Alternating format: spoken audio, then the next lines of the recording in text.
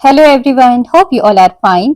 आज हम class 7 English का चैप्टर 3 डेज टू सी इसके क्वेश्चन आंसर्स और बाकी एक्सरसाइजेस कंप्लीट करेंगे। चलिए शुरू करते हैं। तो सबसे पहले है let us discuss walk in pairs, identify the statements that are true from the one given below, share your answers with the teacher. यहाँ पर आपको कुछ स्टेटमेंट्स दिए हुए हैं, आपको बताना है कि इसमें से कौन से सही हैं, कौन से गलत हैं। पहला है The author expresses a deep longing to experience the world through the sense of hearing.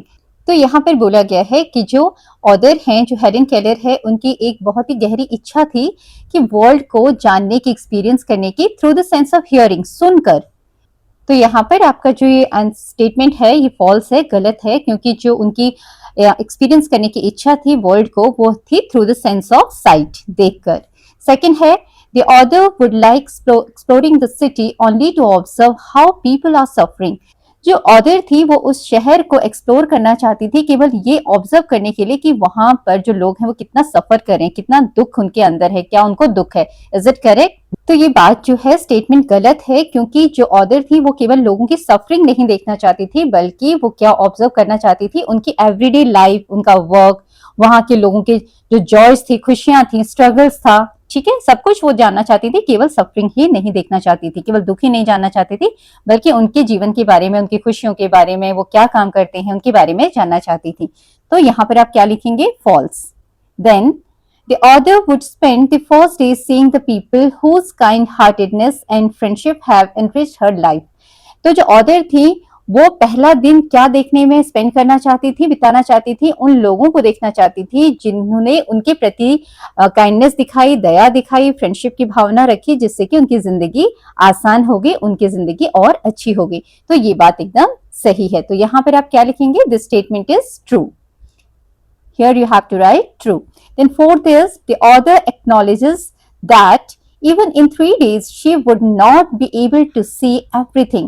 तो यहाँ पर जो ऑथर है उन्होंने ये माना कि इवन वो 3 दिनों में वो सब नहीं देख पाई जो वो देखना चाहती थी, वो सारा चीज नहीं देख पाएंगी जो वो देखना चाहती हैं।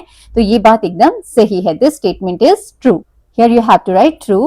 Then fifth is the author feels that everyone can find the greatest joy merely by the sense of touch. तो ऑथर ये महसूस करती थी कि जो हर कोई इंसान वो ग्रेटेस्ट जॉय को पा सकता है केवल सेंस ऑफ टच से, केवल टच करके जो इंसान है वो सबसे बड़ी जो खुशी है उसको हासिल कर सकता है। तो ये जो स्टेटमेंट है ये रॉन्ग है, क्योंकि ऑथर जो है वो ऐसा महसूस करती थी कि जो ग्रेटेस्ट जॉय है वो क्या है? द सेंस ऑफ साइट, देखना। जब हम किसी चीज को देख पाते हैं वही सबसे बड़ी खुशी है, जॉय है, आनंद है। तो यहाँ पर फिफ्थ वाला आप लिखेंगे false. This is false. Then sixth, the author advises those who can see to appreciate every moment as if they might lose their senses tomorrow.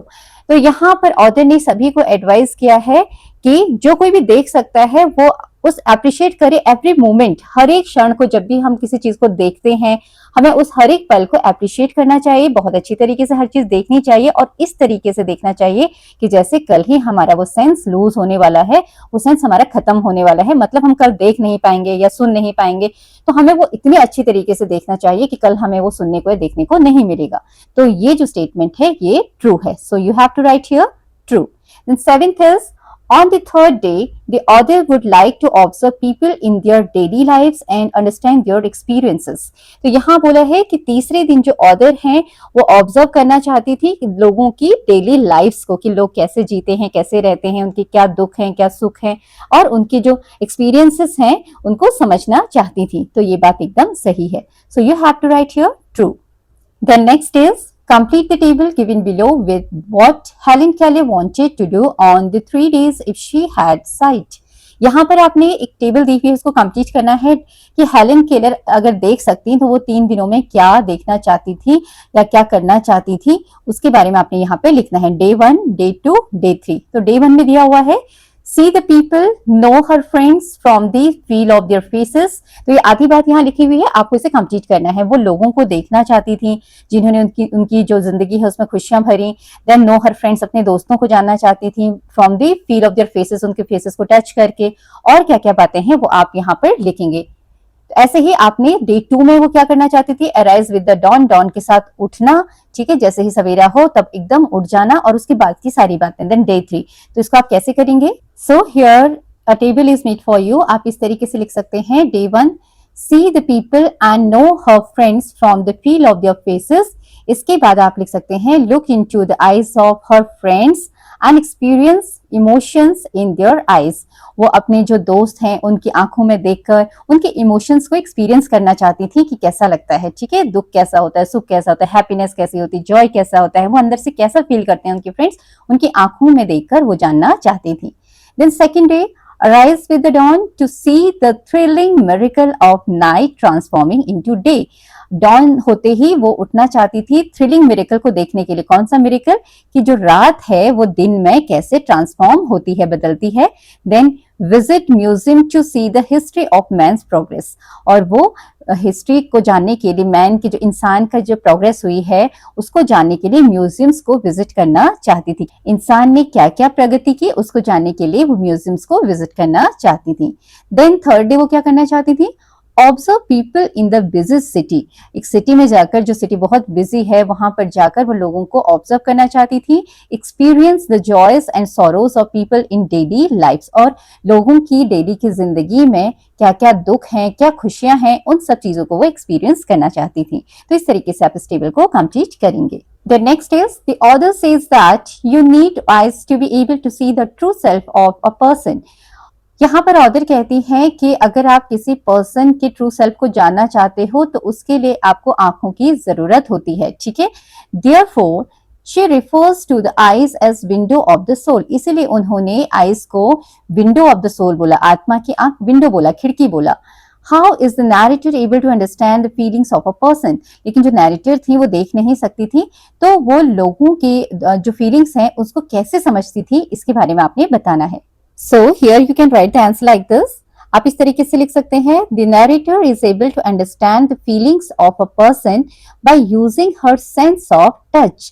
जो नैरेटर थी वो अपने टच का, जो उनका सेंस था टच करके चीजों को जानने का, उसके द्वारा वो फीलिंग्स को समझ पाती थी लोगों के। By gently touching the lines and expressions of a person's face or by holding their hand, she can easily feel if they are happy, sad or kind। तो यहाँ पर बताया गया है कि जो नैरेटर थी वो जेंटली किसी चीज को टच करती थी, उन जो फेसेस थे पर्सन्स के उनको टच करके, उनके फेसेस के लाइंस को टच करके, उनके एक्सप्रेशंस को टच करके। अगर हम स्माइल करते हैं हमारे फेसेस अलग तरह का बनता है, लाइंस बनती हैं, ठीक है। अगर हम दुखी हैं अलग तरह का फेस बनता है। तो वो बहुत ही प्यार से, आराम से अपने फ्रेंड्स के जो फेसेस हैं उनको टच करती थी, उनके हैंड्स को होल्ड करती हैं और इजीली फील कर पाती हैं कि वो हैप्पी हैं, सैड हैं या वो काइंड है उनके लिए। तो इस तरीके से वो किसी भी पर्सन की फीलिंग्स को पता कर पाती हैं। Next is, let us think and reflect. Read the extracts given below and answer the questions that follow. यहाँ पर आपको एक एक्सट्रैक्ट दिया हुआ है और उसके बेसिस पर क्वेश्चंस दिए हुए हैं, उनके आंसर्स आपने बताने हैं। I feel the delicate symmetry of a leaf। I pass my hands lovingly about the smooth skin of a silver birch or the rough shaggy bark of a pine। तो ये जो पैराग्राफ है, ये जो passage है आपके book में से, आपके जो चैप्टर है उसी में से लिया गया है, जिसमें नैरेटर हैं वो बोलती हैं कि मैं फील कर पाती हूँ लीफ की जो डेलिकेट सिमेट्री है, लाइंस हैं लीफ के ऊपर, ठीक है, तो उससे पता कर पाती हूँ कि किस तरीके की सिमेट्री है। I pass my hands lovingly about the smooth skin of the silver birch. Silver birch की जो ट्री है उसके ऊपर मैं हाथ फेरती हूँ, उसके जो बार्क होती है उसके ऊपर, तो मुझे पता चलता है ये सिल्वर बर्च का ट्री है। और the rough shaggy bark of pine, और जो पाइन ट्री है उसका रफ शैगी बार्क है वो भी मैं टच करके पता कर पाती हूँ। In spring, I touch the branches of trees, hopefully in search of a bird, the first sign of wakening nature after her winter sleep। तो यहाँ पर बोलते हैं कि स्प्रिंग सीजन में मैं ब्रांचेस, जो ट्रीज के ब्रांचेस हैं उनको टच करके देखती हूँ इस आशा से कि मुझे कोई इसमें बर्ड मिल जाए, और तब मुझे पता चल जाता है कि अब स्प्रिंग सीजन आ गया है। अगर मुझे उसमें बर्ड मिल जाती है तो मुझे इस बात का पता चल जाता है कि अब स्प्रिंग सीजन आ गया है, एक साइन मिलता है मुझे। Occasionally I am very fortunate, वो बोलती हैं कि अक्सर मैं बहुत भाग्यशाली रहती हूँ। क्यों? क्योंकि उन्हें बर्ड मिल जाता है। I place my hand gently on a small tree and feel the happy quiver of a bird in full song. तो वो बोलती हैं कि मैं जेंटली बड़े प्यार से किसी छोटे से पेड़ के ऊपर अपना हाथ रखती हूँ तो उस पर बैठी हुई चिड़िया जो गाना गा रही होती है उसकी जो कंपन है उसे मैं महसूस कर पाती हूँ। ठीक है, चिड़िया खुश होकर जो गाना गाती है उसके गाने की आवाज से पेड़ में जो कंपन होती है उसे मैं अपने हाथों से महसूस कर पाती हूँ।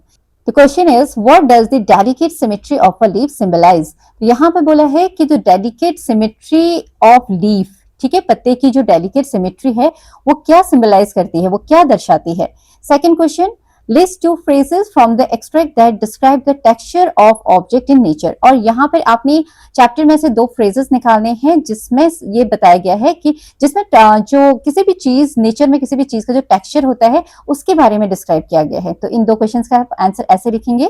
So the first question is, what does the delicate symmetry of a leaf symbolize? You can write the answer like this. It symbolizes the perfection, intricate beauty and harmony present in nature creations which can be appreciated even without eyesight. It symbolizes the perfection. ये क्या दर्शाता है? Perfection की जो पत्ती है कितनी अच्छी तरीके से, परफेक्ट तरीके से, सटीक तरीके से बनी हुई है, उसकी रचना हुई है, प्रकृति ने उसकी कितनी अच्छी रचना की है। इंट्रिकेट ब्यूटी, उसकी खूबसूरती को, प्रकृति की सुंदरता को, ठीक है, बारीक जो इंट्रिकेट ब्यूटी मतलब बारीक सुंदरता को दर्शाता है। And harmony present in nature creation, और जो प्रकृति में अद्भुत तालमेल है, ठीक है, उसको दर्शाता है। Which can be appreciated even without I site, और इस प्रकृति की सुंदरता को महसूस करने के लिए आंखों की रोशनी की जरूरत नहीं है, इसे बिना देखे भी छूकर या महसूस करके सराहा जा सकता है। तो इस चीज को सिंबलाइज करता है। फिर है list two phrases from the extract that describe the texture of object in nature. तो यहाँ पर एक्सट्रैक्ट में से हम दो चीजें जहां पर इसके बारे में बताया हो, टेक्सचर के बारे में क्या लिख सकते हैं। एक तो smooth skin of a silver birch, यहाँ पर सिल्वर बर्च की स्मूथ स्किन के बारे में बताया गया है, तो वो छूकर ही बताया गया है, ठीक है, टच करके ऑथर ने बताया है। Then rough shaggy bark of a pine, और एक पाइन ट्री के रफ शैगी बार्क के बारे में बताया है, तो ये भी एक टेक्सचर है, ठीक है। Then next is complete the sentence appropriately.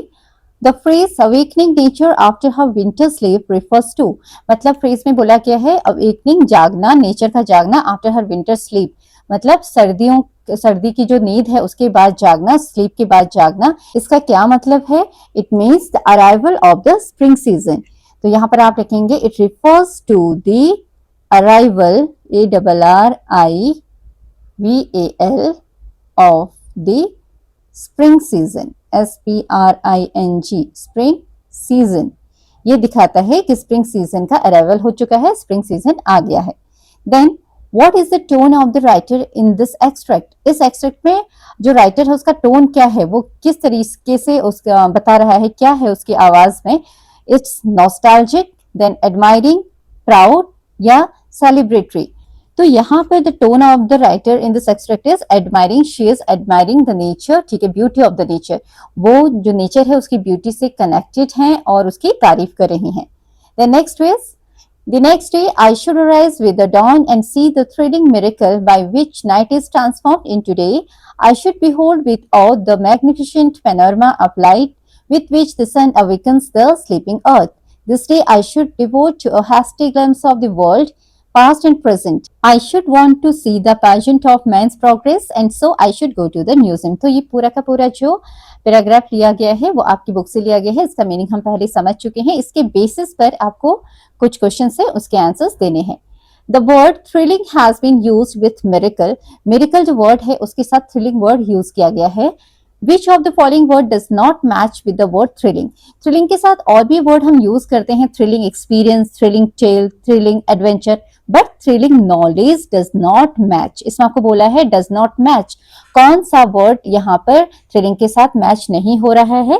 Then that is the word knowledge. Knowledge जो वर्ड है वो थ्रिलिंग के साथ मैच नहीं हो रहा है, क्योंकि हम थ्रिलिंग का जो यूज है वो किसके साथ करते हैं, बाकी जो चीजें हैं जैसे कि थ्रिलिंग एक्सपीरियंस के साथ, थ्रिलिंग बहुत मजेदार एक्सपीरियंस है, ठीक है। नॉलेज के लिए हम थ्रिलिंग यूज नहीं करते, डीप नॉलेज हम बोल सकते हैं, isn't it vast knowledge, but thrilling नहीं। Then why does the writer refer to the earth as sleeping earth? जो राइटर है उन्होंने अर्थ को स्लीपिंग अर्थ क्यों बोला है, सोई हुई धरती क्यों बोला है? So here you can write the answer like this. The writer refer to the earth as sleeping earth. I have written here from because, so you can start like this. The writer refer to the earth as sleeping earth because at night, क्योंकि रात के समय the earth is dark, अंधेरी होती है, quiet होती है, शांत होती है, still रुकी हुई होती है, just like a person who is fast asleep. जैसे कि कोई इंसान बहुत गहरी नींद में हो, वैसे ही धरती भी जो रात के समय एकदम शांत, अंधेरी और चुपचाप रहती है, इसीलिए उसको स्लीपिंग अर्थ बोला गया है। Second is complete the sentence with an appropriate reason. तो यहाँ पर आपको स्टेटमेंट दिया हुआ है, आपको कंप्लीट करना है। The writer wishes to dedicate the day to a brief look at the present and past world. जो राइटर हैं वो अपना जो दिन है वो डेडिकेट करना चाहती हैं प्रेजेंट और पास्ट के वर्ल्ड के लिए, उसको देखने के लिए, उसकी झलक देखने के लिए, ठीक है। तो बिकॉज क्यों आपने बताना है। She wants to visit museums and see how human have progressed over time. क्योंकि वो जो है म्यूजियम को विजिट करना चाहती हैं और देखना चाहती हैं कि इंसान ने समय के साथ साथ कैसे प्रोग्रेस किया है, कितनी प्रोग्रेस की है। Then next question is why does the writer use should multiple times in the extract. इस एक्सट्रैक्ट में राइटर ने मल्टीपल टाइम्स कई बार जो है शुड वर्ड यूज किया है, तो क्यों किया है, तो उसका आंसर आप ऐसे लिखेंगे। She uses should to show her strong wish and her exact plan of what she would do if she could see. ये दिखाने के लिए to show her strong wish, उनकी जो स्ट्रॉन्ग इच्छा थी, बहुत ही तीव्र इच्छा थी, और उनका जो प्लान था कि अगर वो देख पाती तो वो क्या क्या देखती, उसका जो प्लान उन्होंने बनाया था उसको बताने के लिए कि वो कितना स्ट्रॉन्ग उनकी विश थी, वो दिखाने के लिए शुड वर्ड यहाँ पर उन्होंने बार बार यूज किया है। Then next is answer the following question. यहाँ पर कुछ क्वेश्चन है जिनके आंसर्स आपने लिखने हैं। पहला क्वेश्चन है The sense of touch makes up for the loss of sight and hearing. Explain the statement with reference to the text.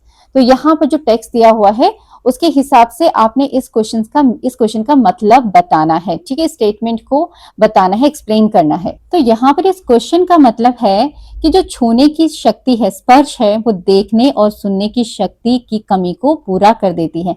मतलब अगर सुन नहीं सकते, देख नहीं सकते, तो उसकी कमी को कौन पूरा कर देता है? सेंस ऑफ टच, ठीक है, स्पर्श की शक्ति, छूने की शक्ति। तो इस टेक्स्ट के आधार पर, इस चैप्टर के आधार पर आपको इस क्वेश्चन का आंसर देना है। कैसे? तो यहाँ पर हम हेलेन केलर को लेकर ही आंसर करेंगे। Helen Keller uses her sense of touch to see and hear the world. Helen Keller जो देख नहीं सकती थी, उन्होंने क्या किया? अपने सेंस ऑफ टच को ही यूज किया देखने के लिए और सुनने के लिए, ठीक है।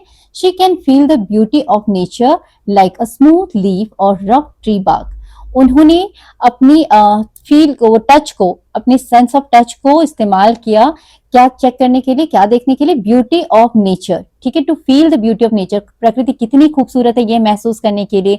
कोई ट्री का बार्क स्मूथ है या रफ है, या कोई पत्ती रफ है या स्मूथ है, उसे पता करने के लिए उन्होंने सेंस ऑफ टच का इस्तेमाल किया। She can also understand her friends feelings just by touching their faces. और वो अपने दोस्तों की जो फीलिंग्स हैं कि वो हैप्पी हैं, सैड हैं, ओके, काइंड हैं, वो कैसे पता करती थी? उनके चेहरे को टच करके, अपने दोस्तों के फेसेस को टच करके वो समझ जाती थी कि उनकी क्या सिचुएशन है, हैप्पी है, सैड है या फिर काइंड है। तो इससे हमें पता चलता है कि उनकी आईज ना होने के बावजूद भी, उनकी साइट ना होने के बाद भी, वो देख नहीं सकती थी, उसके बावजूद भी उनका जो सेंस ऑफ टच था, उन्होंने उसकी कमी को पूरा कर दिया, देखने और सुनने की कमी को पूरा कर दिया। Second question is why does the author believe that the sense of sight is the most wonderful? यहाँ पर चैप्टर में भी बोला गया है कि जो ऑथर है हेलेन केलर कहती हैं कि जो सेंस ऑफ साइट है, देखने का जो सेंस है, ठीक है, वो सबसे वंडरफुल है, सबसे अच्छा है। क्यों? उनको ऐसा क्यों लगता है? तो इसका आंसर आप लिखेंगे, she thinks sight is the most wonderful sense because it lets people see everything instantly। क्योंकि जो साइट होती है, जो हमारी दृष्टि होती है, नजर होती है, उससे हम किसी भी चीज को इंस्टेंटली देख पाते हैं ना। किसी भी तरफ हम मोड़ेंगे, हमें वो, हमारी आंखें हैं, आईज हैं, हमारी साइट है, तो हम उसी समय वो चीज देख पाते हैं। With sight you can see a beautiful sunrise, the eyes of your friends and all the colorful things around you। और आंखों की वजह से, नजर की वजह से, आपकी दृष्टि की वजह से ही आप खूबसूरत सनराइज देख पाते हैं, अपने दोस्तों की आंखों को देख पाते हैं, जिससे कि आप उनकी फीलिंग्स को समझ सकें, और बहुत सारी कलरफुल चीजें इस दुनिया की वो आप देख पाते हो जो आपके चारों तरफ है। तो कहने का मतलब है कि आंखें इतनी जरूरी हैं, इतनी वंडरफुल हैं कि आप इस खूबसूरत दुनिया को देख पाते हो उन प्यारी सी आंखों से। इसीलिए जो हेलेन केलर हैं, जो राइटर हैं, ऑथर हैं, उनको जो साइट है वो सबसे वंडरफुल सेंस लगता है।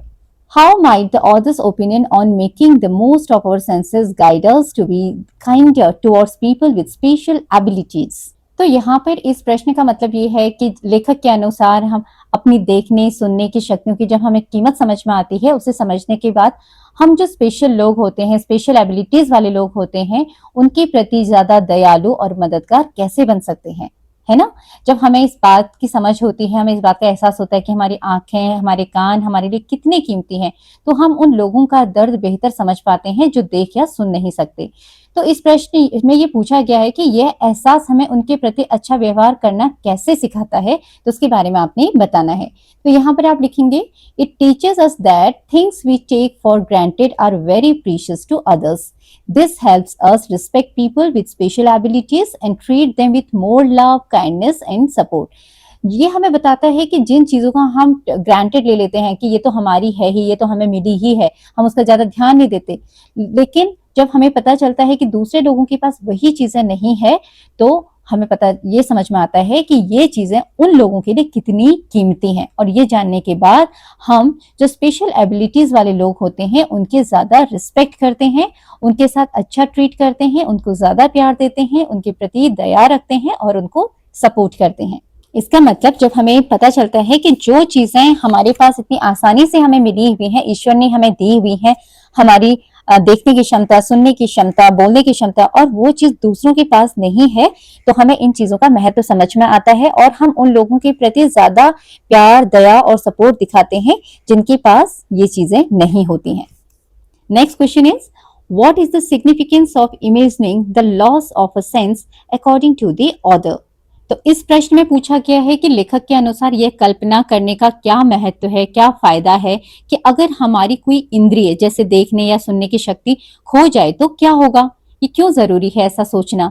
तो लेखक के मुताबिक हमें कभी कभी ये क्यों सोचना चाहिए कि अगर हम देख या सुन ना पाए तो कैसा लगेगा, ऐसा सोचने से हमें क्या सीख मिलती है, तो ये आपने यहाँ पर बताना है। तो आंसर आप लिखेंगे, imagining that we might lose a sense help us value what we have.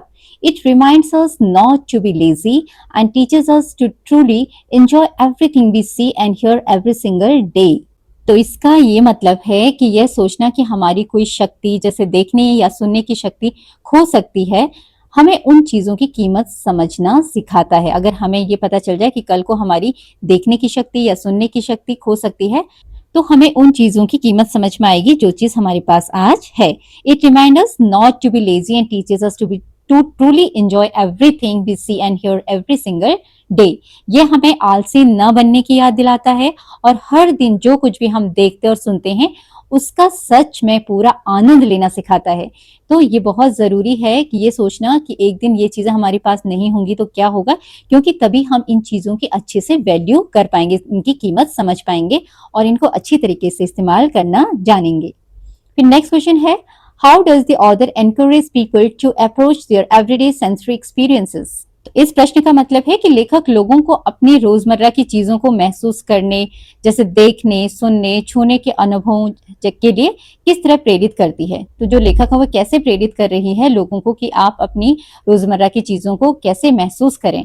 तो यहाँ पर इसका आंसर आप लिखेंगे, she tells people to use their senses with joy and gratitude. तो यहाँ पर जो है लेखक कहती हैं लोगों को, वो बताती हैं कि जो आपकी सेंसेस हैं उनको खुशी के साथ और ग्रेटिट्यूड के साथ यूज करें। मतलब आपको खुशी होनी चाहिए जो आपको ईश्वर ने दिया है और उसके लिए आपने ईश्वर को धन्यवाद भी देना चाहिए। ठीक है, she says we should use our senses today as if we might lose them tomorrow. वो कहती हैं कि हमें आज अपनी इन शक्तियों का आनंद इस तरह लेना चाहिए जैसे कि शायद कल ये हमारे पास ना हो, मतलब कल ये खो जाए कहीं। ठीक है, तो हमें अपने सेंसेस को आज इस तरीके से इस्तेमाल करना चाहिए, इतने अच्छी तरीके से इस्तेमाल करना चाहिए जैसे कि ये कल हमारे पास नहीं रहेंगी। जब हमें पता चलेगा कि हमारे पास कल को कोई चीज नहीं रहेगी तो हम उसको बहुत अच्छी तरीके से इस्तेमाल करेंगे, उसका ध्यान रखेंगे।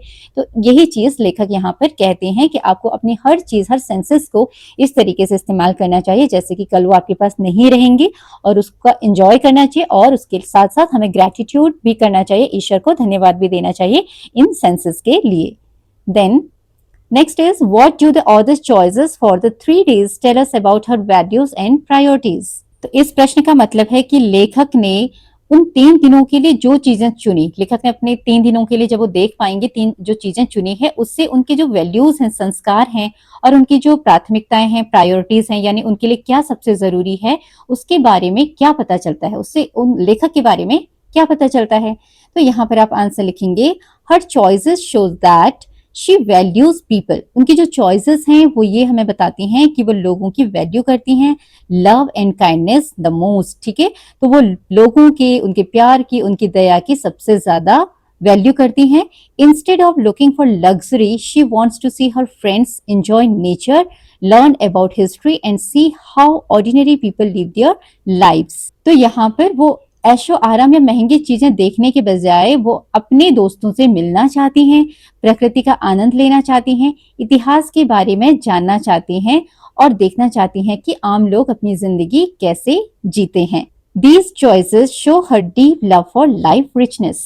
और उनकी ये पसंद दिखाती है कि उन्हें जिंदगी के असली एहसासों से कितना गहरा लगाव है। तो यहाँ पर हम कह सकते हैं कि वह इंसानों, प्यार और अच्छाई को सबसे ऊपर रखती हैं। उन्हें किसी महंगी चीज का लालच नहीं है। वो सिर्फ अपने दोस्तों को देखना, प्रकृति को महसूस करना और इतिहास को समझना और आम लोगों की जिंदगी को करीब से देखना चाहती हैं। Next is let us learn sensory words are descriptive. Sensory words जो होते हैं डिस्क्रिप्टिव वर्ड्स होते हैं। They describe how we experience the world. वो डिस्क्राइब करते हैं कि हम वर्ल्ड को कैसे एक्सपीरियंस करते हैं। हाउ वी सी, हम कैसे देखते हैं, हियर सुनते हैं, स्मेल करते हैं, टेस्ट करते हैं और फील समथिंग, और किस चीज को महसूस करते हैं। Complete the following table with the sensory words from the text in the column 2 for the 5 senses in column 1, add new word in column 3। Okay, तो यहाँ पर जैसे word you see, क्या क्या देखने हैं, देखने के लिए जो वर्ड्स हम इस्तेमाल करते हैं, जैसे पेनोरमा। पेनोरमा मतलब होता है दृश्य। ओके, विशाल दृश्य या विहंगम दृश्य, बहुत ब्यूटीफुल सा कोई दृश्य, नजारा। और हम क्या क्या देखते हैं उसके बारे में आपने यहाँ पर कॉलम 3 में लिखना है। ऐसे ही बाकी चीजों के बारे में आपने लिखना है। जैसे ब्राइट कोई चीज है तो वो हम देखते हैं, कलरफुल चीज देखते हैं, कलर फुल। ओके, तो you can write here colourful. Then what you hear, आप म्यूजिक सुनते हो और क्या सुनते हो, विस्परिंग या लाउड या कोई आवाज सुनते हो, उसको आप यहाँ पर लिखेंगे विस्परिंग। विस्परिंग, कोई धीरे धीरे बोलता है वो भी आप सुनते हो। ठीक है, व्हाट यू स्मेल, परफ्यूम आप स्मेल करते हो। और क्या स्मेल, कौन सा वर्ड आप लिखेंगे जो कि स्मेल से रिलेटेड हो, फ्रेग्रेंट। ठीक है, फ्रेग्रेंट आप लिख सकते हो, फ्रेग्रेंट, ये भी स्मेल से रिलेटेड है। देन रेलिश, रेलिश क्या चीज होती है, जो चीज बड़ी टेस्टी सी कोई चीज होगी उसको आप रेलिश बोलेंगे। और कोई टेस्ट आपने बताना है, स्वीट आप लिख सकते हो, सोर, खट्टा आप लिख सकते हो, आप टेस्ट करते हैं। देन है आपका फील, जब रफ चीज आप फील करते हो, महसूस करते हो, स्मूथ या सॉफ्ट, वो भी आप महसूस करके देखते हो। सो you can write here soft और स्मूथ। तो यहाँ पर आप इस तरीके से वर्ड्स को लिखेंगे। सी के लिए कलरफुल, रंगीन, हियर के लिए विस्परिंग, फुसफुसाहट, स्मेल के लिए फ्रेग्रेंट, सुगंधित, टेस्ट के लिए स्वीट, ये टेस्ट है मीठा, सॉफ्ट, मुलायम। ठीक है, फिर आगे है read the following sentences from the text and underline the verbs. In sentences को पढ़ना है आपने और इसमें वर्ब्स क्या है वो अंडरलाइन करने हैं। तो यहाँ पर फर्स्ट सेंटेंस है, I should divide the period into 3 parts. I should divide the period into 3 parts. मुझे जो पूरा टाइम है उसको 3 पार्ट्स में डिवाइड करना होगा। तो यहाँ पर 2 तरह के वर्ब्स का कॉम्बिनेशन है। एक तो शुड डिवाइड, ठीक है, 2 वर्ड्स आ गए। On the first day I should want to see, should want, want मैंने चाहना, शुड मतलब चाहिए, करना चाहिए, डिवाइड करना चाहिए। The next day I should arise, should मतलब चाहिए कोई चीज, अराइज मतलब जगना, तो जगना चाहिए। I should behold with awe, should behold. इस तरीके से यहाँ पर 2 वर्ड्स जो हैं आपके वर्ब्स हैं। Now the words you have underlined are a combination of 2 verbs. Okay, यहाँ पर हमने ऑलरेडी कर दिया है 2 words, should and divide, 2 combination है 2 वर्ब्स के। Then in each of the sentences should is the modal verb suggestion. यहाँ पर जो शुड है उसको हम क्या बोलते हैं, मॉडल वर्ब बोलते हैं, जो कि हमें सजेशन देता है किसी चीज को करने के लिए। And the second verb divide, want, arise, behold is the main verb. और जो बाकी हैं डिवाइड, वांट, अराइज, बिहोल्ड, वो मेन वर्ब है, काम वाले शब्द जिनको हम बोलते हैं। Now what are modal verbs? Modal verbs are auxiliary verbs that express necessity, possibility, permission और एबिलिटी। तो जो मॉडल वर्ब्स होते हैं, जैसे कि यहाँ पर शुड है, वो मॉडल वर्ब है, वो क्या दिखाता है, वो एक्सप्रेस करता है नेसेसिटी को, किसी चीज की कितनी जरूरत है, पॉसिबिलिटी कोई चीज कितनी हो सकती है कि नहीं हो सकती, कितनी पॉसिबिलिटी है होने की, परमिशन किसी चीज की आज्ञा लेना, परमिशन लेना, एबिलिटी कोई चीज कर सकना, है ना, इसको बोलते हैं क्षमता किसी चीज की। They are used before the main verb to give additional information about the function of the main verb. तो यहाँ पर जो ये मॉडल वर्ब्स होते हैं या ऑक्सिलरी वर्ब्स होते हैं, इनको मेन वर्ब से हम पहले यूज करते हैं उनका फंक्शन बताने के लिए कि मेन फंक्शन क्या है मेन वर्ब का, उसको दिखाने के लिए हम मॉडल वर्ब्स का इस्तेमाल करते हैं। कॉमन मॉडल वर्ब्स इंक्लूड, अब केवल शुड ही नहीं, और भी बहुत सारे मॉडल वर्ब्स होते हैं, जैसे can, could, may, might, shall, should, will, would, must and ought to. तो ये जो है इनको हम मॉडल वर्ब से ऑक्सिलरी वर्ब्स बोलते हैं, और ये मेन वर्ब से पहले हम लगाते हैं उसके फंक्शन को बताने के लिए, मेन वर्ब का जो फंक्शन है। अब यहाँ पर आप देखेंगे आगे इसके सेंटेंसेस लिखे हुए हैं, then you will understand. Identify the modal verbs in the following sentences. यहाँ पर सेंटेंसेस दिए हुए हैं और उनमें से आपने मॉडल वर्ब छांटने हैं। Choose the functions they express from those given in the box below. और यहाँ पर कुछ फंक्शन दिए हुए हैं, वो आपने चूज करना है कि कौन सा जो मॉडल वर्ब है किस फंक्शन को प्रेजेंट कर रहा है, बता रहा है, एक्सप्रेस कर रहा है। पॉसिबिलिटी किसी चीज की होने की संभावना, नेसेसिटी आवश्यकता, पोलाइट रिक्वेस्ट बहुत ही विनम्रता से किसी को रिक्वेस्ट करना, प्रार्थना करना, एबिलिटी किसी चीज को करने की जो क्षमता होती है उसको हम एबिलिटी बोलते हैं। मोरल ऑब्लिगेशन जो हमारी नैतिक जिम्मेदारी होती है हम उनको मोरल ऑब्लिगेशन बोलते हैं। Then first sentences, you can learn a lot from this experience. यहाँ पर जो कैन है ये आपका क्या हो गया, ये आपका मॉडल वर्ब हो गया, ऑक्सिलरी वर्ब हो गया, और लर्न क्या हो गया आपका मेन वर्ब हो गया। ठीक है, अब यहाँ पर आपने मॉडल वर्ब चूज करना है इन द फॉलोइंग सेंटेंस। अच्छा, फंक्शंस उसका बताना है। यहाँ पर तो कैन हो गया मेन मॉडल वर्ब, और कैन मतलब कर सकना कोई चीज, तो यहाँ पर क्या है, आप ये कर सकते हो, तो कर सकने के लिए क्या बोलेंगे, एबिलिटी। ये क्या रिप्रेजेंट कर रहा है, एबिलिटी। तो यहाँ पर आपका मॉडल वर्ब हो गया, वर्ब क्या हो गया, कैन, और यहाँ पर फंक्शन क्या हो गया इसका, एबिलिटी, एबिलिटी। ओके, इस तरीके से आप लिखेंगे। Then they might arise late due to traffic, वो ट्रैफिक की वजह से वो हो सकता है लेट आए, तो माइट यहाँ पर आपका क्या हो गया, मॉडल वर्ब, एम वी लिख देते हैं इसको। ठीक है, और अराइव आपका मेन वर्ब हो गया, लेकिन हमें ये अंडरलाइन नहीं करना है, ठीक है, चूज नहीं करना है, इसका फंक्शन बताना है। दे माइट अराइव, माइट क्या बता रहा है, पॉसिबिलिटी बता रहा है कि वो लेट हो सकते हैं, तो यहाँ पर आपका फंक्शन क्या हो गया, इसका फंक्शन पॉसिबिलिटी, पॉसिबिलिटी दिखा रहा है ये जो माइट है, possibility, LITY। Third is she must finish her homework before dinner, तो यहाँ पर जो मस्ट है वो आपका मॉडल वर्ब हो गया, और यहाँ पर फंक्शन क्या है, उसको करना ही है, वो जरूरत है उसकी, खत्म करना है डिनर से पहले, तो NECESSITY, नेसेसिटी, ये जरूरत है उसको काम खत्म करने की। Then they ought to apologise for their mistake, उन्हें अपनी गलतियों के लिए माफी मांगनी होगी। ठीक है, मांगनी पर चाहिए, तो ऑट टू मतलब यहाँ पर है मोरल ऑब्लिगेशन, ये तो आपका हो गया modal verb, MB ought to modal verb बन गया। देन इसको हम बोलेंगे मोरल, जो फंक्शन है वो क्या है, मोरल ऑब्लिगेशन, नैतिक जो जिम्मेदारी होती है हम उसको मोरल ऑब्लिगेशन कहते हैं।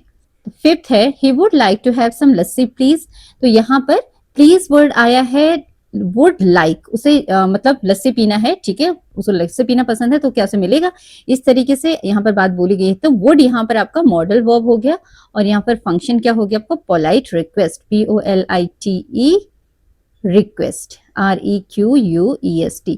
ये आपको ऊपर में जो यहाँ पर दिए हुए हैं पोलाइट रिक्वेस्ट, मोरल ऑब्लिगेशन, यहीं से ही छांट के लिखने हैं। Read the situation in column 1 and functions in column 2। आपको कॉलम 1 में जो है उनको पढ़ना है सिचुएशंस को, और कॉलम 2 में उसके फंक्शंस जो है उनको पढ़ना है। Fill in the blank in the sentences in column 4, then column 4 में सेंटेंस को कंप्लीट करना है with appropriate modal verbs from column 3। Column 3 में आपको मॉडल वर्ब्स दिए हुए हैं, can, could, may, might, must, ought to, shall, should, will, would. इसमें से आपने छांटकर जो कॉलम 4 में ब्लैंक दिए हुए हैं वहां पर फिल करने हैं। After filling in the blanks, explain the function of each model verb you use to your classmate and the teacher. Okay, तो यहाँ पर आपने जो भी भरा हुआ है मॉडल वर्ब, उसके हिसाब से उसका फंक्शन चूज करना है और अपने क्लासमेट्स को और टीचर को बताना है कि आपने वो क्यों चूज किया है और दिखाना है कि आपने क्या चूज किया है. ओके, तो यहाँ पर पहला कॉलम में फर्स्ट है you want to leave work early. तुम काम से जल्दी जाना चाहते हो, तो यहाँ पर आपको परमिशन लेनी है. ठीक है, कॉलम 2 में. और कॉलम 3 में आपको चूज करना है कौन सा आप इसमें मॉडल वर्ब यूज करोगे और सेंटेंस क्या बनाओगे. Dash I leave early today if I finish all my task. तो यहाँ पर आप क्वेश्चन पूछोगे है ना कि मैं जल्दी जा सकता हूं, तो you can write here may I MAY. जब हम परमिशन लेते हैं तो क्या बोलते हैं, may I leave early today if I finish all my task. अगर मैं अपना सारा काम कर देता हूं तो क्या मैं जल्दी जा सकता हूं, तो यहाँ पर आप क्या भरेंगे, मे. और यहाँ पर फंक्शन क्या होगा, परमिशन. ओके, फंक्शन आपका परमिशन ही दिया हुआ है already, asking for permission. Then you have an important deadline tomorrow. आपकी एक इंपॉर्टेंट डेडलाइन है, कल आपकी इंपॉर्टेंट डेडलाइन है किसी काम को करने की, तो यहाँ पर ऑब्लिगेशन आपने फिल करना है कि आपकी जिम्मेदारी है. तो यहाँ पर आप क्या फिल करेंगे, I dash finish this report by tomorrow. तो आप क्या लिखोगे यहाँ पर, आई मस्ट, क्योंकि ये आपकी जिम्मेदारी है, नैतिक जिम्मेदारी है. I must finish this report by tomorrow. मुझे कल तक की रिपोर्ट कंप्लीट करनी है, फिनिश करनी है.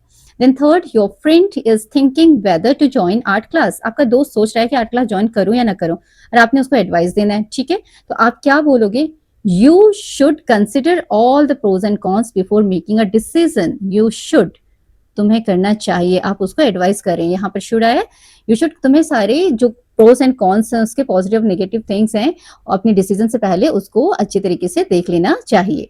Then there are dark clouds in the sky. आसमान में काले बादल हैं और यहाँ पॉसिबिलिटी आपको दिखानी है. तो it dash rain later today, मतलब आज बारिश हो सकती है. तो यहाँ पर आप क्या फिल करेंगे, it might rain later today, आज बाद में बारिश हो सकती है. Fifth one is asking someone to pass the salt at the dinner table. Dinner table पर किसी को नमक पास करने के लिए बोलना, ये पोलाइट रिक्वेस्ट है. आप रिक्वेस्ट करते हो कि नमक आपको पास कर दें.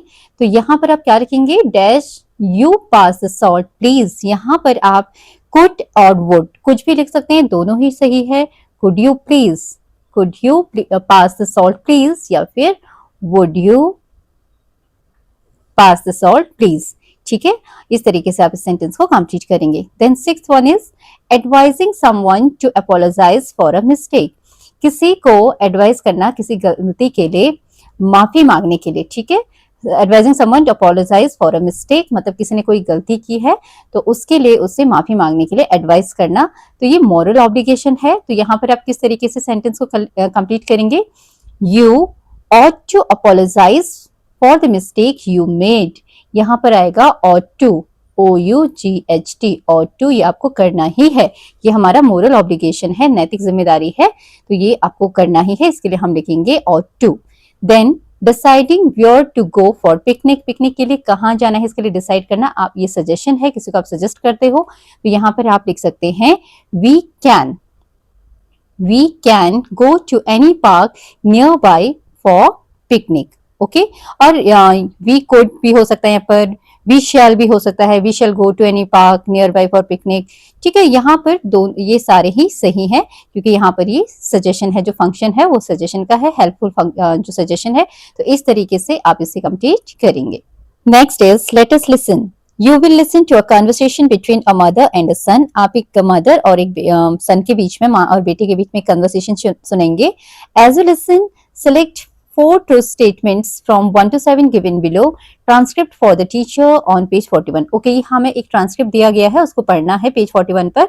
उसके बेसिस पर यहाँ पर 7 सेंटेंसेस दिए हुए हैं और आपको इसमें से जो 4 ट्रू स्टेटमेंट्स हैं उनको छांटना है, उसके आगे ट्रू लिखना है. तो जो ट्रू है उसके आगे ट्रू लिखिए, जो फॉल्स है उसके आगे फॉल्स लिखिए. तो पहले हम देख लेते हैं पेज नंबर 41 पर जो ट्रांसक्रिप्ट दिया हुआ है. तो यहाँ पर ये ट्रांसक्रिप्ट दिया हुआ है, अनुज और उसकी मदर के बीच में जो कन्वर्सेशन है वो दिया हुआ है. तो इसको पढ़ते हैं. Ma, we have a new student in our class, Tara. She is quite talkative and pleasant. तो यहाँ पर जो अनुज है वो अपनी माँ को बोल रहा है, माँ हमारी क्लास में एक नई स्टूडेंट आई है, उसका नाम क्या है, तारा. वे काफी बातूनी और हंसमुख स्वभाव की है. ठीक है, टॉकटिव मतलब बहुत बातूनी, प्लीजेंट मतलब जो हमेशा मुस्कुराते रहते हैं, हंसते रहते हैं. You know The writing in her books doesn't look like ours. It's different. She told us that it's called Braille. तो यहाँ पर अनुज अपनी माँ को बोलता है, आपको पता है उसकी किताबों की लिखावट हमारी किताबों जैसी नहीं दिखती, वह अलग है, वो डिफरेंट है. इट्स डिफरेंट मतलब वो डिफरेंट है उसकी किताबों में जो लिखा हुआ है तरीका. She told us that it's called Braille. उसने हमें बताया कि इसे ब्रेल कहते हैं. ठीक है, जो ब्लाइंड्स होते हैं उनको दिखने में प्रॉब्लम होती है, विजुअली चैलेंज्ड होते हैं, वो कौन सी स्क्रिप्ट से पढ़ते हैं? ब्रेल स्क्रिप्ट से. मदर बोलती हैं, It's great to know that your school has facilities to address the needs of the visually impaired. Thanks to the Digital India initiative, which is paving the way for inclusion of the visually impaired. तो यहाँ पर माँ बोलती हैं कि ये जानकर बहुत अच्छा लगा कि तुम्हारे स्कूल में दृष्टिबाधित बच्चों की जरूरतों को पूरा करने के लिए सुविधाएं हैं. मतलब दृष्टिबाधित मतलब जिन्हें दिखाई नहीं देता. विजुअली इम्पेयर्ड का मतलब होता है, हिंदी में हम बोलते हैं दृष्टिबाधित या जिनको दिखाई नहीं देता. तो माँ ये जानकर खुश होती हैं कि उनके स्कूल में ऐसे बच्चों की जरूरतों को पूरा करने के लिए फैसिलिटीज हैं. तो यहाँ पर फिर माँ बोलती हैं कि डिजिटल इंडिया की जो पहल है उसको धन्यवाद, जो दृष्टिबाधित लोगों को समाज में एक साथ शामिल करने का रास्ता साफ कर रही है. तो जो डिजिटल इंडिया इनिशिएटिव है वो क्या कर रही है? वो दृष्टिबाधित लोगों को समाज में एक साथ शामिल करने का रास्ता साफ करे, उनको सबके साथ मिला रही है. ऐसे लोग जो उनको देखने में परेशानी है, जो विजुअली इम्पेयर्ड हैं, उनको समाज के साथ लिखने पढ़ने का मौका दे रही है. फिर है अनुज बोलता है, oh digital India, that's about being computer literate isn't it. तो यहाँ पर अनुज अपनी माँ को बोलता है, ओहो डिजिटल इंडिया, ये तो कंप्यूटर सीखने के बारे में है ना? ऐसे करके माँ से पूछता है. तो माँ बोलती है, well digital India is about more than just internet access.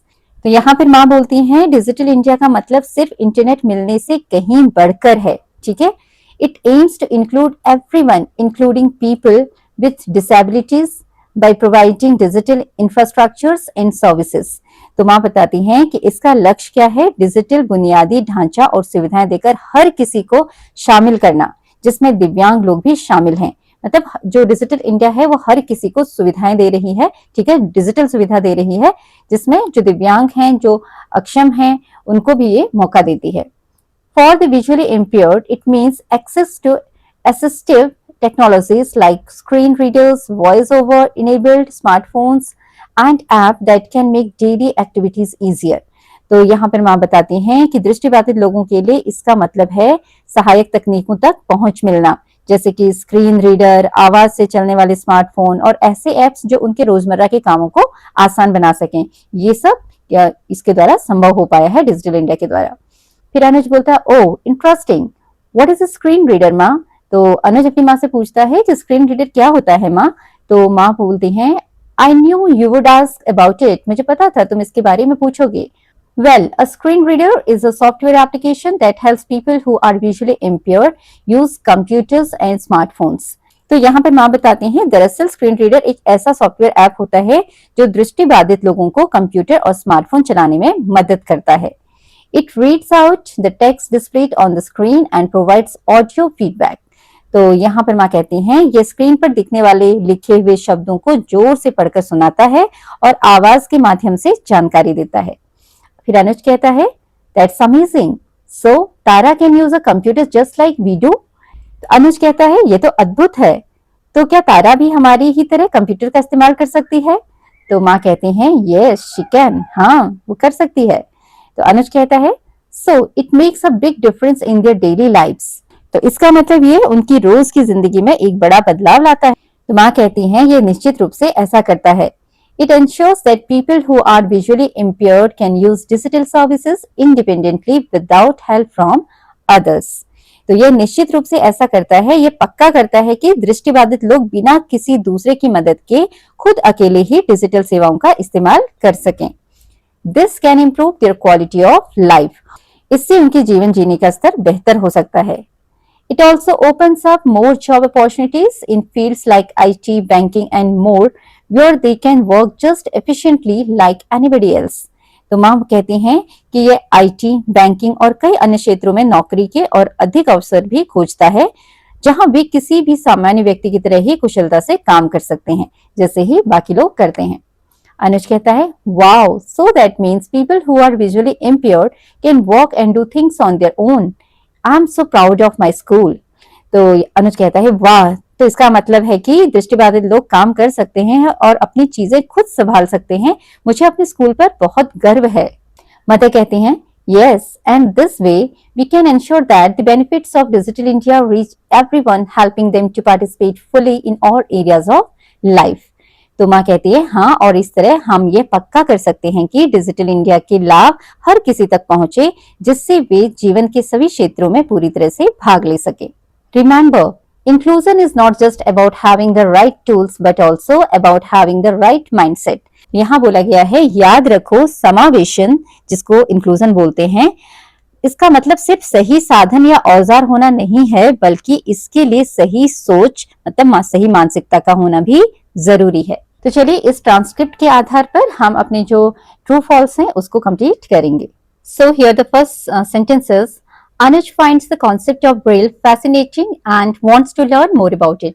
तो यहाँ पर बोला गया है कि अनुज को जो ब्रेल है उसका कॉन्सेप्ट बहुत फैसिनेटिंग लगा, मजेदार लगा और वो उसको सीखना चाहता है, उसके बारे में और सीखना चाहता है। तो ये सही नहीं है, इसके बारे में इसमें नहीं दिया है, तो यहाँ पर हम लिखेंगे false. Then second is mother is unsure of the school's efforts to include students with visual impairment. तो यहाँ पर बताया गया है कि जो माँ है वो श्योर नहीं है कि स्कूल कोई एफर्ट कर रहा है तो ऐसे इम्पेयर्ड विजुअली इम्पेयर्ड स्टूडेंट्स के लिए। ठीक है, तो ये बात गलत है क्योंकि माँ श्योर है, पक्का है। ठीक है, माँ ने प्रेज किया है स्कूल को इसके लिए, तो यहाँ पर हम लिखेंगे फॉल्स, ये स्टेटमेंट गलत है। फिर है Anuj initially thinks that Digital India is only about learning how to use computers. तो यहाँ बताया गया है कि अनुज शुरुआत में केवल ये सोचता था कि जो डिजिटल इंडिया है वो केवल कंप्यूटर्स को सीखने के बारे में है कि कंप्यूटर को कैसे सीखें, तो ये बात सही है। So we will write here true. Then next is mother believes that screen readers are very effective for persons who are visually impaired. तो यहाँ पर बोला गया है कि जो माँ है वो उनमें ऐसा विश्वास है, वो मानती हैं कि जो स्क्रीन रीडर्स होते हैं वो बहुत ही असरदार होते हैं ऐसे लोगों के लिए जो विजुअली इम्पेयर्ड हैं, जिनको दिखाई देने में प्रॉब्लम होती है। तो this is also true. Next is Anuj already knew that persons who are visually impaired can use computers and smartphones. तो यहाँ बोला है कि अनुज ऑलरेडी जानता था, पहले से ही जानता था कि जो लोग विजुअली इम्पेयर्ड होते हैं वो कंप्यूटर्स और स्मार्टफोन्स यूज कर सकते हैं। नो, अनुज को ये बात नहीं पता थी, तो यहाँ पर हम लिखेंगे false. It is false. Anuj wants to know about the effectiveness of assistive technologies for persons who are visually impaired. ये बात सही है, अनुज इसके बारे में जो विजुअली इम्पेयर्ड लोग हैं उनको क्या क्या चीजें असिस्ट करती हैं, हेल्प करती हैं, ऐसी कौन सी टेक्नोलॉजी हैं उनके बारे में वो जानना चाहता था। इसके रिगार्डिंग उसने अपनी माँ से बहुत सारे क्वेश्चंस भी किए थे। So we will write here true, this is true. Next is Mother believes a right mindset is the best support for the persons who are visually impaired. Mother ये विश्वास करती थी कि जो सही माइंडसेट है, सही समझ है, वो बहुत जरूरी है, वो बेस्ट सपोर्ट करती है उन लोगों को जो विजुअली इम्पेयर्ड हैं। ठीक है, सही माइंडसेट का होना भी बहुत जरूरी है ताकि जो विजुअली इम्पेयर्ड लोग हैं उनको सही तरीके से सपोर्ट किया जा सके। So this is also true. Now next is let us speak. Walk in pairs, take turns to speak for a minute on any one of the senses you value the most. Use the given prompts to frame your response before you speak. तो यहाँ पर बोला गया है कि आपको किसी भी एक सेंस के बारे में जिसकी वैल्यू आपके लिए सबसे ज्यादा है उसके बारे में आपने बोलना है, और आपको हिंट दिए गए हैं, प्रॉम्प्ट्स दिए गए हैं कि आप किस तरीके से सेंटेंस बना सकते हैं।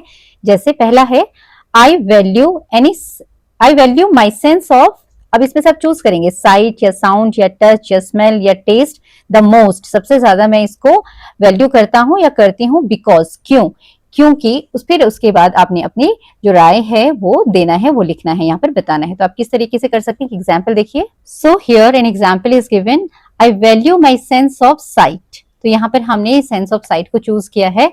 I value my sense of sight the most because it allows me to see the beautiful world around me. ये मुझे इसलिए ज्यादा पसंद है, मैं इसलिए ज्यादा इसकी वैल्यू करती हूँ क्योंकि ये मुझे अलाउ करता है कि मैं अपने आसपास की खूबसूरत दुनिया को देख सकूं। Then one of my favorite experience is, और मेरा एक फेवरेट एक्सपीरियंस क्या है, watching a colourful sunset in the evening, शाम के समय एक कलरफुल सनसेट को देखना। Then this is so because, ये इसलिए क्योंकि the bright orange and purple colours make me feel happy and peaceful. तो यहाँ बोला गया है कि जो ब्राइट ऑरेंज कलर होता है, जब सनसेट होता है उसमें आसमान में जो ब्राइट ऑरेंज कलर दिखता है या पर्पलिश कलर दिखता है, वो मुझे हैप्पी फील कराता है और पीसफुल फील कराता है। मुझे उसे देख के खुशी होती है और शांति मिलती है। आई appreciate being able to see, मैं अप्रिशिएट करती हूँ कि मैं या करता हूँ कि मैं देख सकता हूँ या देख सकती हूँ the faces of my parents, my friends and the green trees. ठीक है, क्योंकि उसको क्या अप्रिशिएट करता है, वो जो अपने पेरेंट्स के जो मैं फेसेस देखता हूँ या देखती हूँ, या मेरे दोस्तों के फेसेस देखती हूँ, और जो ग्रीन ट्रीज को मैं देखता हूँ या देखती हूँ, उसको मैं अप्रिशिएट करती हूँ। ठीक है, God forbid if I were to lose the sense of sight it would make me feel, भगवान न करे, गॉड फॉरबिड मतलब भगवान न करे, अगर मेरी सेंस ऑफ साइट लूज हो गई, I would it would make me feel, ये मुझे कैसा महसूस कराएगी, वेरी सैड, ऑब्वियसली दुख लगेगा, लोनली अकेलापन लगेगा, and lost in the dark, और ऐसा लगेगा कि मैं अंधेरे में खो गया हूं या खो गई हूं। I would not be able to, मैं नहीं कर पाऊंगा या कर पाऊंगी क्या, read my favourite story books, अपनी फेवरेट स्टोरी बुक्स नहीं पढ़ पाऊंगा, पढ़ पाऊंगी, और play games with my friends, और या तो अपने दोस्तों के साथ गेम्स नहीं खेल पाऊंगा या पाऊंगी। I thank God that I am able to see, मैं भगवान का शुक्रिया करता हूँ या करती हूँ कि मैं एक देख पाती हूँ या देख सकती हूँ क्या, all the wonderful creation of nature every day, इस नेचर ने जो भी वंडरफुल क्रिएशन की है, जो भी चीजें बनाई हैं इतनी खूबसूरत दुनिया में, नेचर में, वो सब मैं रोज देख सकती हूँ। ठीक है, तो इस तरीके से आप भी अपनी स्टेटमेंट्स को, सेंटेंसेस को बना सकते हैं।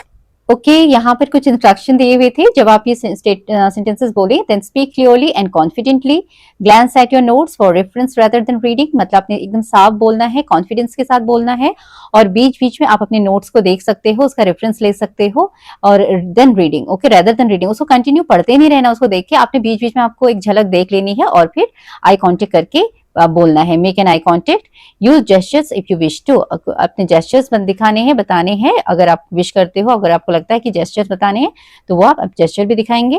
Pronounce words clearly and avoid mumbling, और जो वर्ड्स हैं उनको क्लियरली आपने बोलना है। Then speak at a steady moderate pace, और एक प्रॉपर पेस में जो गैप होता है उसको ठीक से मेंटेन करना है, मॉडरेट पेस बनाना है, ये नहीं कि बहुत तेजी से बोल रहे हो, बहुत जल्दी जल्दी बोल रहे हो, या बहुत धीरे धीरे बोल रहे हो। ठीक है, तो प्रॉपर्ली आपने इसको प्रेजेंट करना है।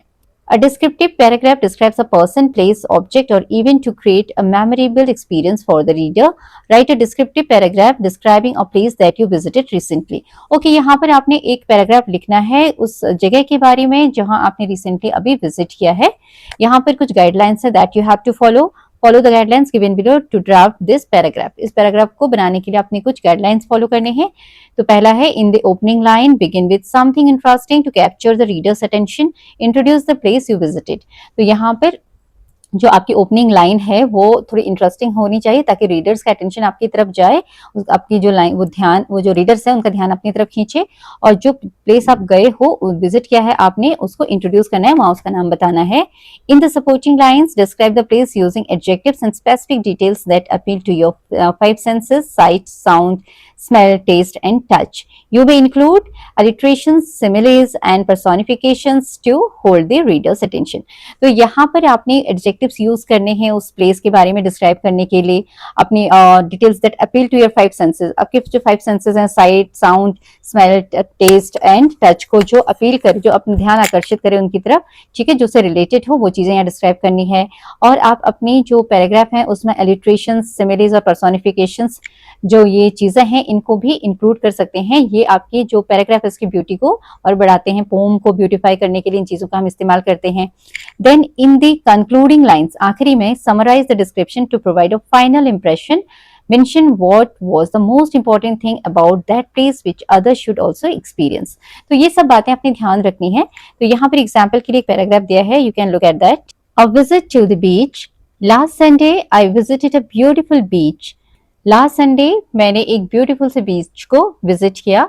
आई saw the blue ocean water shining under the bright sun, मैंने देखा कि ब्राइट सन के नीचे, सन की रोशनी के नीचे जो ब्लू ओशन का वाटर था वो शाइन कर रहा था, चमक रहा था।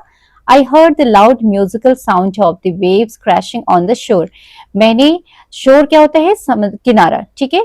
आई हर्ड, मैंने सुना, क्या, लाउड मतलब तेज, musical sound of the waves, जो वेव्स होती हैं, लहरें होती हैं समंदर की, उसकी आवाजों को सुना जो कि क्रैश कर रही थी ऑन द शोर, शोर से जब टकरा रही थी, किनारों से टकरा रही थी, तो वो जो लहरें हैं वो आवाज कर रही थी, मैंने उसको सुना।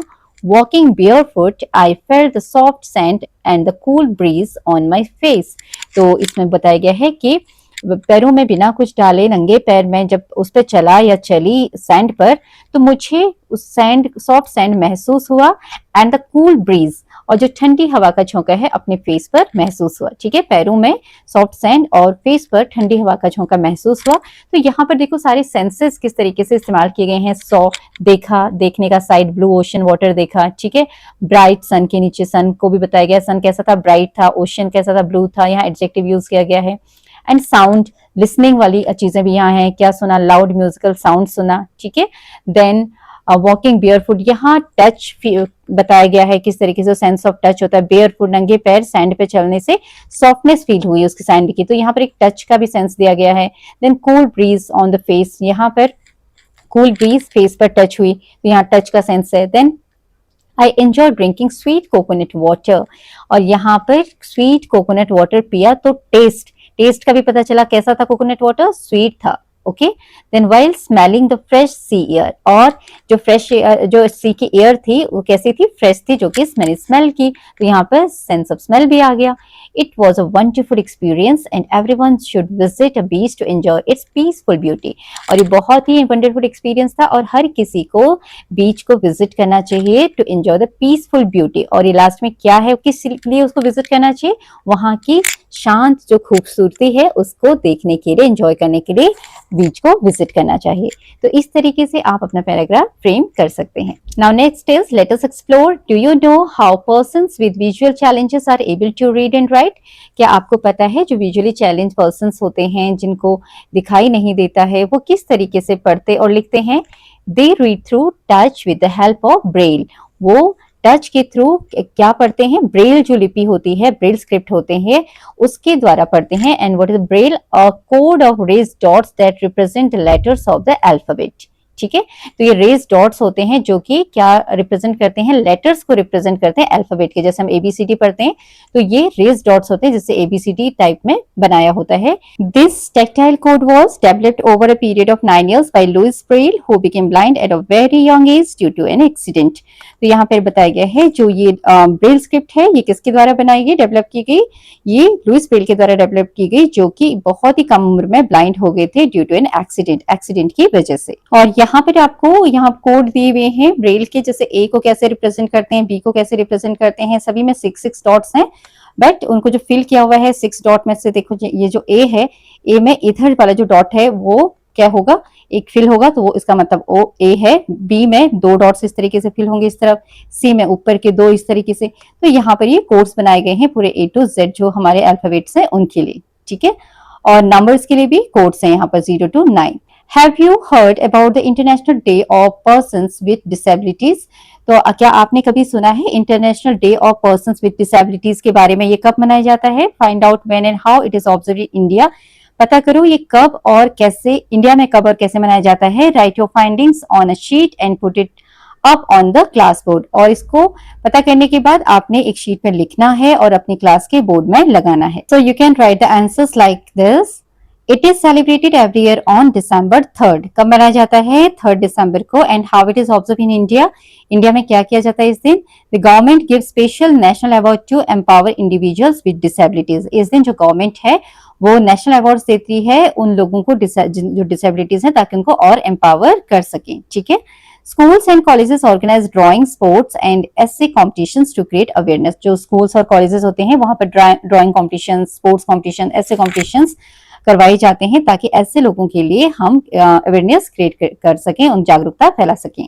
Then people hold rallies and campaigns to show that public places should have ramps and tools to support everyone equally.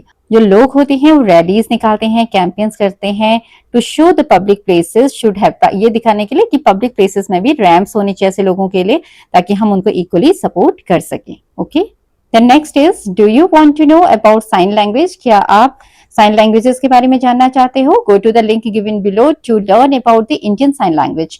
तो यहाँ पर इंडियन साइन लैंग्वेज के बारे में जानने के लिए एक आपको लिंक दी है, तो इस लिंक पर आप इसके बारे में जान सकते हैं। आप इसे देखिएगा and you can find out about more about it. तो यहाँ पर हमारा चैप्टर कंप्लीट होता है। आई होप इसमें जो भी चीजें आपको बताई गई, समझाई गई, सिखाई गई, वो आपको अच्छी तरीके से समझ में आई होंगी। और अगर आपको वीडियो हेल्पफुल लगी है then press the like button and subscribe the channel. Thank you for watching.